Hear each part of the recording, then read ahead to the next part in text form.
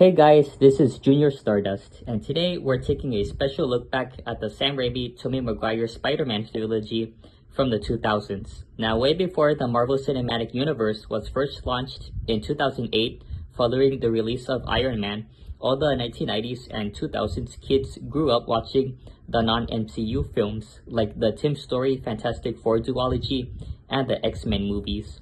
It was totally awesome back when life was perfect.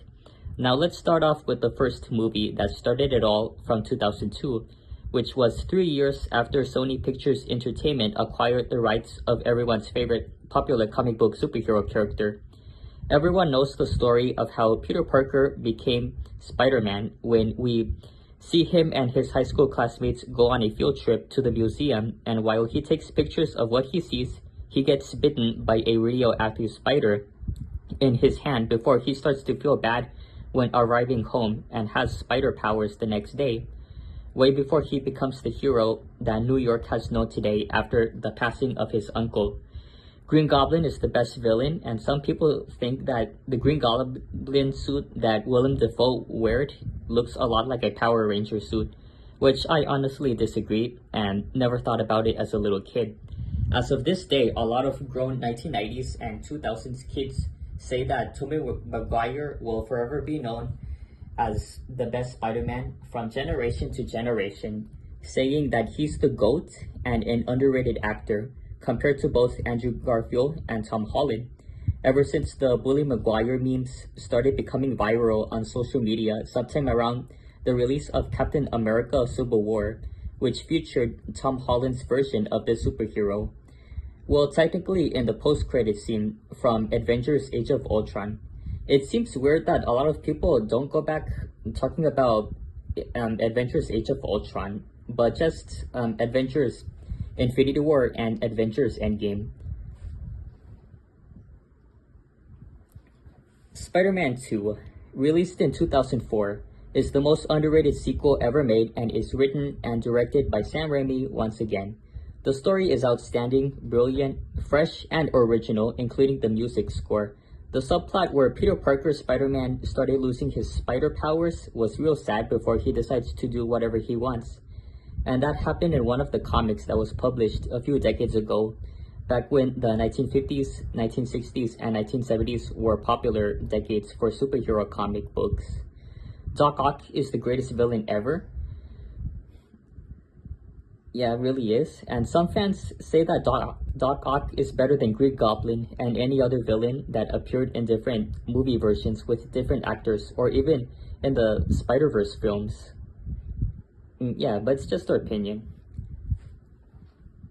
Now, lastly comes Spider-Man 3, also known as an overhated movie that superhero fans have mixed opinions about it.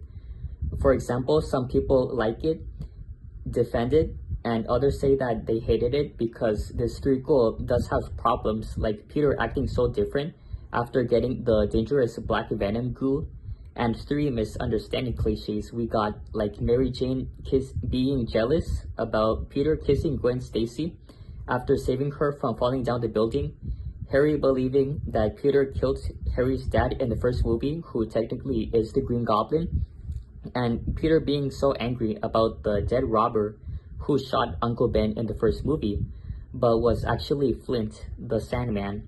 Sam Raimi didn't want Venom to be in this movie, but Columbia Pictures forced him to have Venom being added. The scriptwriters seem to feel like they ran out of ideas when trying to come up with some better ideas after reading the old comic books, but in their different version. I would say that the Bully Maguire memes that Marvel fans saw on the internet are way better than the actual third installment. Anyway, hope you guys enjoyed this special look back. Are there any news about Sam Raimi working on Spider-Man 4? Well, he's not working on it now as promised, and after announcing the fourth film back in 2009, it was supposed to come out on May 6, 2011, the same day that Thor was released, but got cancelled in early 2010 before rebooting the franchise, featuring Andrew Garfield, The Amazing Spider-Man 1 and 2. Yeah, hope it gets released in the near future so the old school Marvel fans that grew up with this version can go see it in theaters. They remember themselves that back when they were kids, they asked their parents to buy them the DVD or the VHS of whatever superhero movie they would like to see by ignoring the PG-13 rating. 7-year-old boys love to watch superhero movies and they actually really don't care to their parents how old they are. Yeah, parents do say that.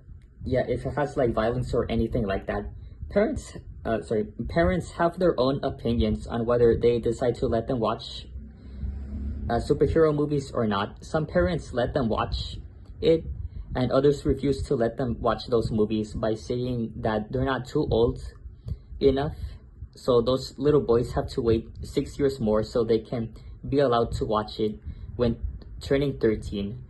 We have so many superhero films like The Avengers, Captain America, Ant-Man, Guardians of the Galaxy, The Dark Knight Trilogy, Aquaman, and Shazam.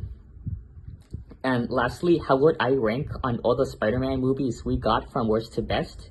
It goes like this: The Amazing Spider-Man 2, Spider-Man 3, The Amazing Spider-Man 1, Homecoming, Spider-Man 1 from 2002, Far From Home, Into the Spider-Verse, Spider-Man 2, No Way Home, and Across the Spider-Verse. If you like this video, please be sure to leave a like, comment, share, subscribe. Hit the bell notification to get notified whenever new videos get uploaded right away. If not subscribed, bullying Maguire would put dirt on your eye like he did to Puss in Boots. And I will see you all in the next video.